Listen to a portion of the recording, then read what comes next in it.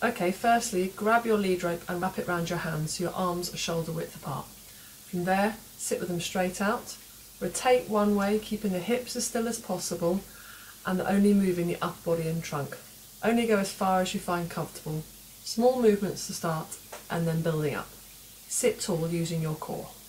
From there, bend your hands and then rotate your hands up and around your elbows.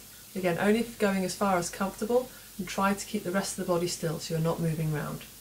Great exercise for opening up the back, increasing your thoracic mobility and stretching out the chest.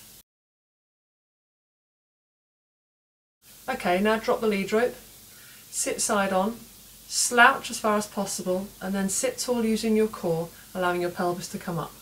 From there, practice some small controlled pelvis tilts using your core. Do about 3, then slouch again, sit up using your core, set your shoulders, and again practice some pelvic tilts.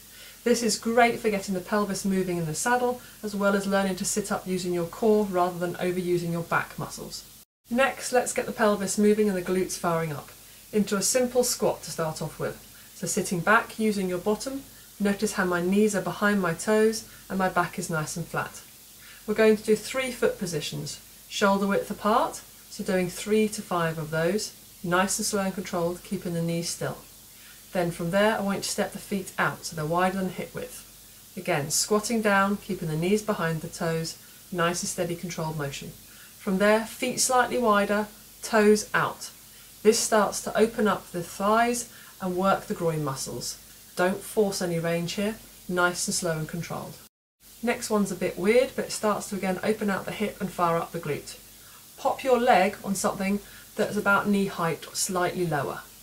From there, sit back using your bottom, opening out the thigh. Try not to overstretch. Do 5 on one side, 5 on the other.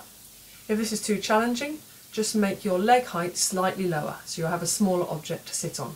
Notice how I'm sitting back rather than bending forward from the knee, which protects my kneecap and makes me open up to the hips and use my glutes. Next, let's stretch out the glutes so that we can loosen them up and allow your legs and hips to move easily. Sit with your ankle on your knee, sit nice and tall and push the knee down. If you can't feel that from there, lean forward from the pelvis. So you're not just slouching over the leg, you're leaning forward as in cross-country position. Push the knee down, keep the shoulders back, core on.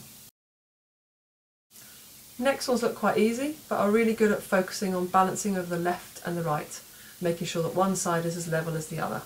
Stand tall using your core.